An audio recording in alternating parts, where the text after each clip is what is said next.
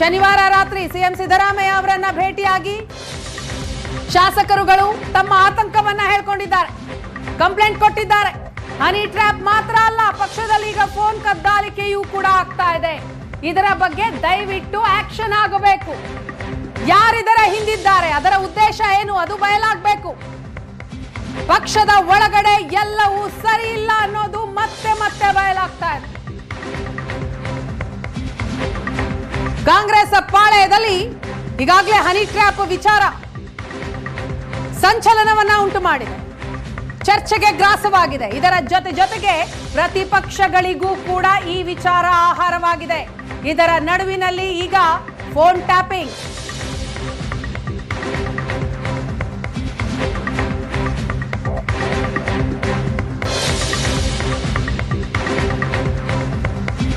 ಶಾಸಕರು ಸಿಎಂ ಸಿದ್ದರಾಮಯ್ಯನವರಿಗೆ ದೂರು ಕೊಟ್ಟಿದ್ದಾರೆ, ತಮ್ಮ ಆತಂಕವನ್ನ ಹೇಳ್ಕೊಂಡಿದ್ದಾರೆ.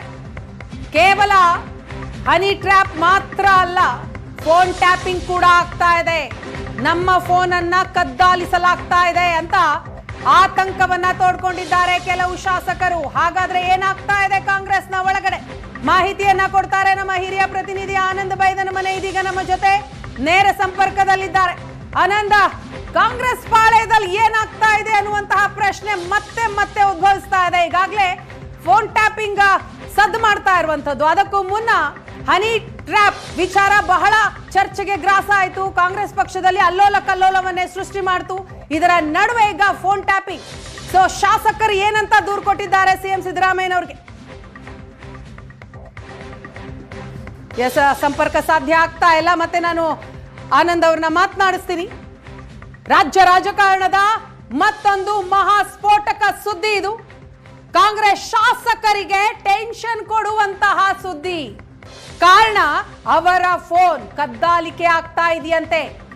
ಈ ಕಂಪ್ಲೇಂಟ್ ಅನ್ನ ಕೊಟ್ಟಿದ್ದು ಸ್ವತಃ ಕೆಲವು ಶಾಸಕರುಗಳು. ಕಾಂಗ್ರೆಸ್ ಪಕ್ಷದಲ್ಲಿ ಹನಿ ಟ್ರ್ಯಾಪ್ ಮಾತ್ರ ಅಲ್ಲ, ಇದರ ನಡುವಿನಲ್ಲಿ ಫೋನ್ ಟ್ಯಾಪಿಂಗ್ ಕೂಡ ಆಗ್ತಾ ಇದೆ. ಸಿಎಂ ಆಪ್ತ ಸಚಿವ ಶಾಸಕರ ಫೋನ್ ಟ್ಯಾಪಿಂಗ್ ನಿಜಕ್ಕೂ ಆಗ್ತಾ ಇದೆಯಾ? ಶಾಸಕರು ಕೊಟ್ಟಂತಹ ದೂರೇನು?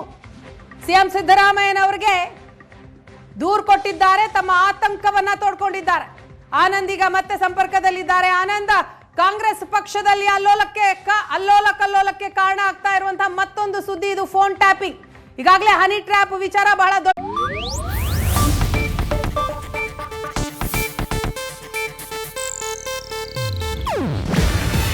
ಇದು ಏಷ್ಯಾನೆಟ್ ನ್ಯೂಸ್ ನೆಟ್ವರ್ಕ್ ಪ್ರಸ್ತುತಿ. ನೀವು ನೋಡ್ತಿದ್ದೀರಾ ಏಷ್ಯಾನೆಟ್ ಸುವರ್ಣ ನ್ಯೂಸ್.